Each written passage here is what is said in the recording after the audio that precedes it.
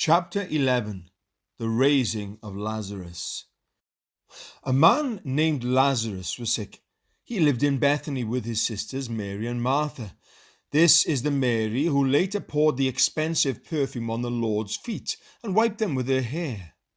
Her brother Lazarus was sick, so the two sisters sent a message to Jesus telling him, "Lord, your dear friend is very sick."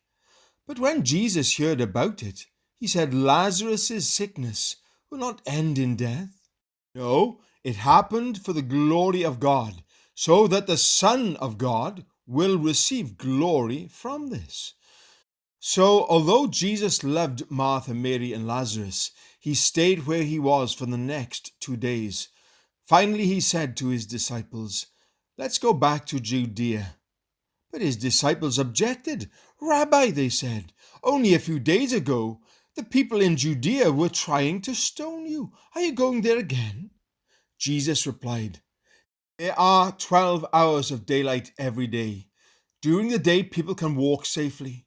They can see because they have the light of this world. But at night, there is danger of stumbling because they have no light." Then he said, "Our friend Lazarus has fallen asleep, but now I will go and wake him up." The disciples said, "Lord, if he is sleeping, he will soon get better." They thought Jesus meant Lazarus was simply sleeping, but Jesus meant Lazarus had died. So he told them plainly, "Lazarus is dead. And for your sakes, I'm glad I wasn't there. For now you will really believe. Come, let's go see him." Thomas, nicknamed the twin, said to his fellow disciples, "Let's go too and die with Jesus." When Jesus arrived at Bethany, he was told that Lazarus had already been in the grave for 4 days. Bethany was only a few miles down the road from Jerusalem, and many of the people had come to console Martha and Mary in their loss. When Martha got word that Jesus was coming, she went to meet him, but Mary stayed in the house. Martha said to Jesus, "Lord, if only you had been here, my brother would not have died.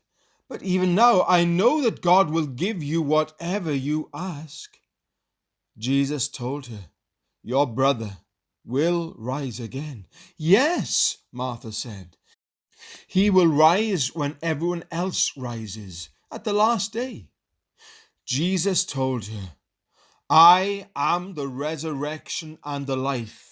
Anyone who believes in me will live even after dying. Everyone who lives in me and believes in me will never die. Do you believe this, Martha?" "Yes, Lord," she told him. "I have always believed you are the Messiah, the Son of God, the one who has come into the world from God." Then she returned to Mary. She called Mary aside from the mourners and told her, "The teacher is here and wants to see you." So Mary immediately went to him. Jesus had stayed outside the village, at the place where Martha met him. When the people who were at the house consoling Mary saw her leave so hastily, they assumed she was going to Lazarus' grave to weep, so they followed her there. When Mary arrived and saw Jesus, she fell at his feet and said, "Lord, if only you had been here, my brother would not have died." When Jesus saw her weeping and saw the other people wailing with her, a deep anger welled up within him, and he was deeply troubled. "Where have you put him?" he asked them. They told him, "Lord, come and see." Then Jesus wept. The people who were standing nearby said, "See how much she loved him." But some said, "This man healed a blind man. Couldn't he have kept Lazarus from dying?" Jesus was still angry as he arrived at the tomb, a cave with a stone rolled across its entrance. "Roll the stone aside," Jesus told them. But Martha, the dead man's sister, protested, "Lord, he has been dead for 4 days. The smell will be terrible." Jesus responded, "Didn't I tell you that you would see God's glory if you believe?" So they rolled the stone aside. Then Jesus looked up to heaven and said, Father, thank you for hearing me. You always hear me.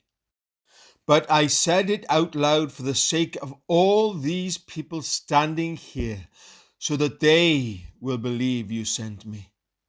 Then Jesus shouted, Lazarus, come out! And the dead man came out, his hands and feet bound in grave clothes, his face wrapped in a headcloth. Jesus told them, Unwrap him and let him go. The plot to kill Jesus. Many of the people who were with Mary believed in Jesus when they saw this happen. But some went to the Pharisees and told them what Jesus had done. Then the leading priests and Pharisees called the high council together. What are we going to do? They asked each other. This man certainly performs many miraculous signs. If we allow him to go on like this, soon everyone will believe in him. Then the Roman army will come and destroy both our temple and our nation. Caiaphas, who was high priest at that time, said, You don't know what you're talking about. You don't realize that it's better for you that one man should die for the people than for the whole nation to be destroyed. He did not say this on his own. As high priest at that time, he was led to prophesy that Jesus would die for the entire nation. And not only for that nation, but to bring together and unite all the children of God scattered around the world. So from that time on, the Jewish leaders began to plot Jesus' death. As a result, Jesus stopped his public ministry among the people and left Jerusalem. He went to a place near the wilderness, to the village of Ephraim, and stayed there with his disciples. It was now almost time for the Jewish Passover celebration, and many people from all over the country arrived in Jerusalem several days early so they could go through the purification ceremony before Passover began. They kept looking for Jesus, but as they stood around in the temple, they said to each other, What do you think? He won't come for Passover, will he? Meanwhile, the leading priests and Pharisees had publicly ordered that anyone seeing Jesus must report it immediately so they could arrest him.